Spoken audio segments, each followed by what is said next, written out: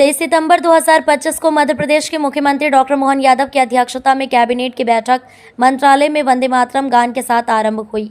Cabinet में लिए गए महत्वपूर्ण निर्णय की जानकारी मध्य प्रदेश के स्थानीय शासन मंत्री कैलाश विजयवर्गीय ने पत्रकार को देते हुए कहा कि मध्य प्रदेश में मोहन कैबिनेट की बैठक में कई महत्वपूर्ण प्रस्तावों पर मुहर लगी। सबसे पहले मंत्रिपरिषद की बैठक में मंत्रिपरिषद के सभी सदस्यों द्वारा धार आए पीएम मोदी का आभार व्यक्त किया गया। साथ ही कैबिनेट ने पीएम के स्वस्थ नारी सशक्त परिवार अभियान को मध्य प्रदेश में आगे बढ़ाने का संकल्प भी लिया। इसके तहत प्रदेश में आदि सेवा पर्व अभियान चलाया जाएगा। मंत्रिपरिषद के निर्णय में ऊर्जा के क्षेत्र में प्रदेश के सारणी और अमरकंटक में 23,000 करोड़ रुपए की लागत से 2 थर्मल पावर प्लांट स्थापित होंगे। प्रत्येक प्लांट की क्षमता 660 मेगावाट होगी। सारणी प्लांट पर 11,678 करोड़ और अमरकंटक प्लांट पर 11,476 करोड़ रुपए व्यय होंगे। साथ ही स्वास्थ्य के क्षेत्र में भी बड़े निर्णय लिए गए। निर्णयों में सीनियर रेसिडेंट डॉक्टर के 354 नए पदों की स्वीकृति दी गई। ये पद भोपाल, इंदौर, ग्वालियर, जबलपुर सहित प्रदेश के 13 बड़े अस्पतालों में भरे जाएंगे। मंत्रिपरिषद में पर्यटन के क्षेत्र में लिए गए महत्वपूर्ण निर्णयों में सभी प्रमुख धार्मिक और पर्यटन स्थलों पर हवाई सेवा को मंजूरी। जल्द ही हेलीकॉप्टर सेवा की जाएगी शुरू। मुख्यमंत्री डॉक्टर मोहन यादव ने कहा कि मध्य प्रदेश सरकार प्रधानमंत्री नरेंद्र मोदी के विजन को आगे बढ़ाते हुए जनता के कल्याण और राज्य में सर्वांगीण विकास के लिए निरंतर कार्य कर रही है।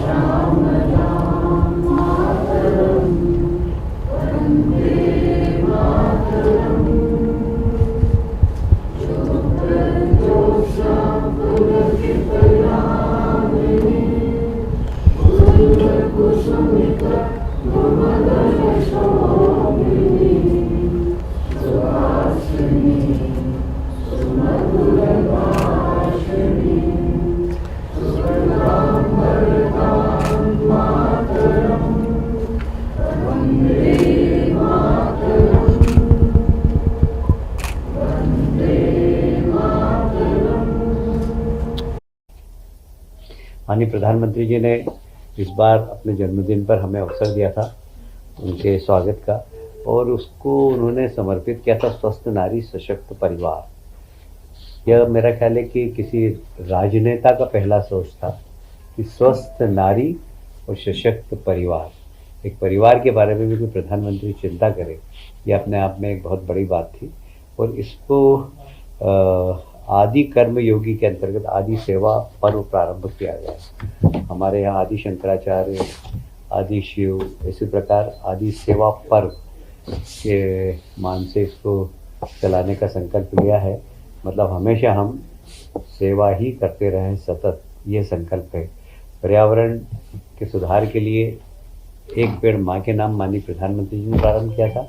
हमारे प्रदेश के मुख्यमंत्री जी ने एक बगिया माँ के नाम, ये एक बहुत ही हमारा अच्छा सफल आयोजन रहा है। सभी पंचायतों में एक बगिया माँ के नाम, जिसमें फलदार वृक्ष लगाने की बात कही गई है, और ये हमारा सभी विभाग इसमें काम कर रहे हैं, और ये बड़ा सफल प्रयास मध्य प्रदेश में हुआ है। प्रधानमंत्री सुरक्षित मातृत्व अभियान के अंदर सुमन सखी चेट वाट लॉन्च किया गया है, जिससे कि हमारे यहाँ के स्वास्थ्य की जागरूकता के लिए हमारी बहनें वहाँ से स्वास्थ्य की जानकारी ले सकेगी। सिकल सेल के लिए हमारे प्रदेश के गवर्नर जी भी हमेशा चिंतित रहते हैं। प्रत्येक जिले में कितने सिकल सेल के पेशेंट हैं, उनको आइडेंटिफाई करके उनको लिस्टिंग किया गया है, और लगभग 1 crore sickle cell screening counselling card का बांटे गए हैं, जिससे कि वे अपनी जांच करा सकेंगे और स्वास्थ्य सुविधा का लाभ ले सकेंगे। धार जिले में 15 लाख हितग्राही महिलाओं के खाते में प्रधानमंत्री मातृ वंदना योजना के 420 करोड़ रुपए का हस्तांतरण हुआ है। मुझे ये बताते हुए बहुत प्रसन्नता है कि मध्य प्रदेश को ई गवर्नेंस स्वर्ण पुरस्कार माननीय मुख्यमंत्री डॉक्टर मोहन यादव जी की अध्यक्षता में हमने पेपरलेस फेसलेस पंजीयन की जो की दिशा में जो काम किया है, उसमें केंद्र सरकार ने हमें गोल्डन अवार्ड दिया है और यह गुड गवर्नेंस की दिशा में मध्य प्रदेश सरकार का एक बहुत सफल कार्यक्रम रहा है। इसको केंद्र सरकार ने अवार्ड देकर मध्य प्रदेश की प्रशंसा की है। मध्य प्रदेश को वैसे भी अनेक पुरस्कार मिले हैं, जैसे पर्यटन पंजीयन में जैसे 2.0 नई दिल्ली स्कॉच गोल्ड अवार्ड से सम्मानित किया गया है। मंडी बोर्ड के ई मंडी ऐप को स्कॉच गोल्ड तथा MP फार्म गेटअप को स्कॉच सिल्वर अवार्ड दिया गया है। आयुष विभाग को भी इसमें ई मॉनिटरिंग सिस्टम के विकास और नागरिक सेवाओं के सशक्तिकरण के लिए स्कॉच अवार्ड से सम्मानित किया गया है।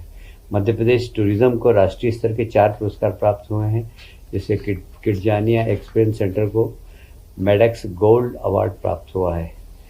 वैसे ही मध्य प्रदेश पर्यटन बोर्ड की 2 प्रतिष्ठित award best state tourism board award एवं गोल्डन बेनियन अवार्ड से सम्मानित किया गया है। मैं हमारे मुख्यमंत्री जी के नेतृत्व में जिस प्रकार पेपरलेस और फेसलेस गवर्नेंस की दिशा में काम चल रहा है, उसका ये उसके सारे उठाए हुए कदम हैं। नेक्स्ट जनरेशन GST रिफॉर्म, आप सब जानते हैं कि आज के समय में बड़ा बर्निंग इशू है और हमारे देश के प्रधानमंत्री जी ने सीधे आकर देश की जनता से बात भी की थी और जब इसका परिणाम हमें देखने को मिल रहा है तो ये बहुत ही चमत्कृत कर देने वाला है। और विशेषकर केंद्र सरकार ने शुरुआत की थी गरीब कल्याण से और गरीब कल्याण में आपने देखा कि प्रधानमंत्री आवास दिए, 80 करोड़ लोगों के घर में अनाज पहुंचाए।